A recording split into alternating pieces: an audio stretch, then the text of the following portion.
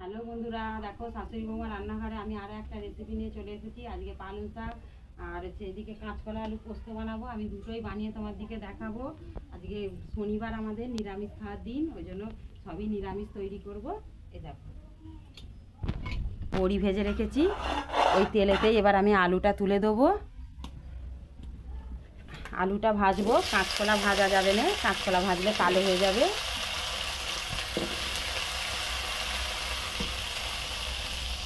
বন্ধুরা, আলুটা আমার খুব ভালো করে ভাজা হয়ে গেছে। কাঁচকলাটা হালকা নাড়বো, কাঁচকলা বেশি ভাজে না, ওই জন্য হলুদ দিয়ে ভিজিয়ে রেখেছিলাম। অল্প নেড়েই ঢেলে নেবো আমি।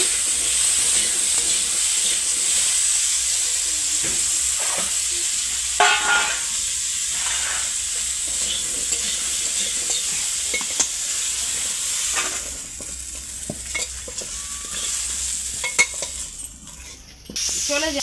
এবার কড়াতে আমি আর একটু তেল দিয়ে দেবো, দিয়ে একটা মশলা বেটে রেখেছি। এই দেখো বন্ধুরা, এতে কাঁচা লঙ্কা আছে, পোস্ত আছে, মগজদানা আছে, বাদাম আছে, ওইটা আমি ওতে দিয়ে দেবো।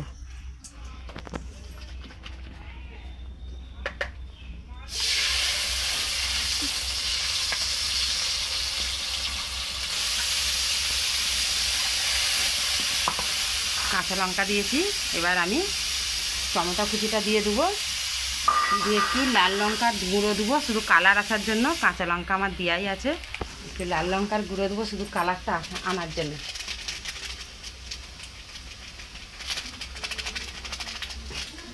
এই যে কাশ্মীরি রেড চিলি পাউডার দিয়ে ভালো করে এটাকে আমি কষে নেবো।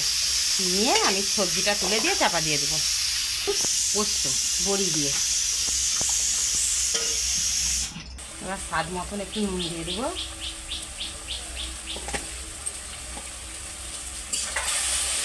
দিয়ে আমি একটুখানি সর্ষের তেল দেবো, যেহেতু পোস্তর তরকারি একটু সর্ষের তেল দিলে তার স্বাদটাই ভালো হয়।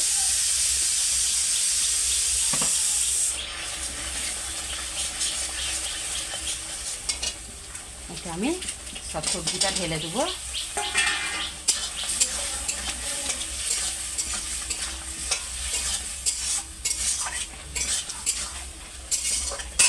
দিয়ে একটু জল ঢেলে দেবো।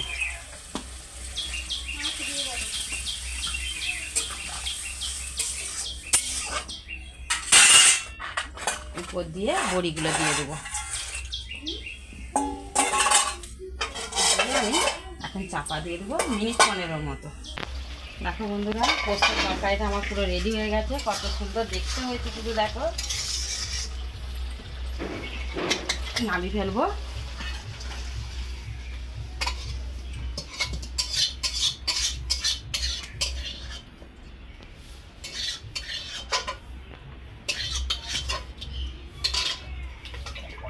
এবার আমি আরও একটা তরকারি করে দেখাবো, পালং শাকের তরকারি বিনা মশলা দিয়ে অল্প তেলেতে, কম মশলায় একটা তরকারি করে দেখাবো। এই জন্য তেল দিয়ে দিয়েছি, তারপরে 5 ফোড়ন দেবো। এই তরকারিটা আমার বেশি কোনো মশলা লাগবে না। 5 ফোড়ন আর কাঁচা লঙ্কা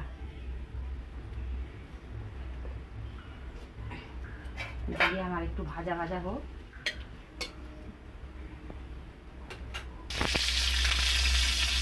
দেখো বন্ধুরা,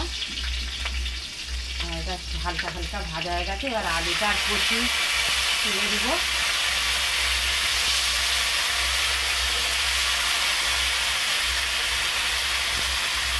পালং শাকে আমি কচু আলু দিয়েছি, মূলো থাকলে মূলোও দেওয়া যায়, মূলোটা নেই বলে তাই মূলোটা দিইনি।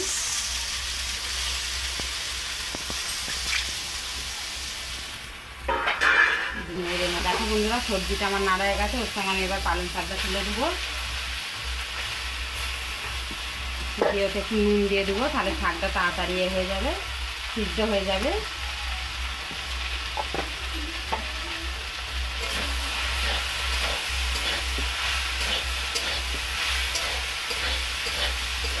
আমি যেহেতু কাঁচা লঙ্কা দিয়ে করছি, পালং শাকের তরকারি কাঁচা লঙ্কা দিয়েই ভালো লাগে, কাঁচা লঙ্কা দিয়ে করছি।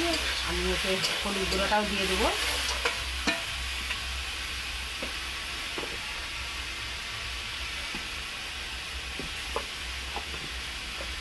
দিয়ে ভালো করে একটু নেড়ে চেড়ে নেবো। পালং শাকের একটা জল বেরোয়, জলটা শুকনো হয়ে গেলে তারপরে আমি জলটা দেবো।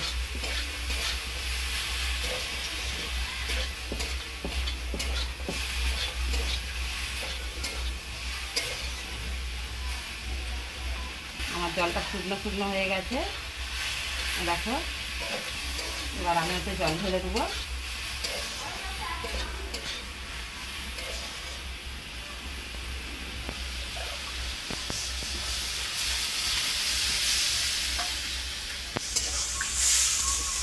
গরমের দিনে যত মশলা কম থাকে তত শরীর ভালো থাকবে। দিয়ে চাপা দিয়ে দেখো বন্ধুরা, আমার আলু কচু সিদ্ধ হয়ে এসছে। এবার আমি ওতে চিনিটা দিয়ে দেবো। শাকে একটু চিনি দিলে তবে শাকের স্বাদ বাড়ে। দিয়ে আবার একটু চাপা দিয়ে দেবো। দেখো বন্ধুরা, চিনিটা দিয়ে আমার অনেকটা সিদ্ধ হয়ে গেছে। এবার আমি একটু ঘেঁটে দেবো ডাল কাটা দিয়ে। ঘেঁটে দিলে ভালো লাগবে। এখানে ঘি দিয়ে আমি নামিয়ে নেবো। যেহেতু নিরামিষ তরকারি, একটু ঘি দিলে ভালো লাগবে। দেখো বন্ধুরা, ঘিটা এবার আমি দিয়ে দেবো। দিয়ে এদিক ওদিক করে নেড়ে আমি নামিয়ে নেবো। তরকারি একদম রেডি হয়ে গেছে। দেখো, এদিকে পালং শাক করেছি নিরামিষ, এদিকে পোস্তর তরকারি। দুটো তো তরকারি আমার হয়ে গেছে। আরও কি কি করি, করলে আর কি কি রান্না হয় তোমাদের খাওয়ার সময় দেখাবো। তোমাদের ভালো লাগলে লাইক করো, কমেন্ট করো, সাবস্ক্রাইব করো।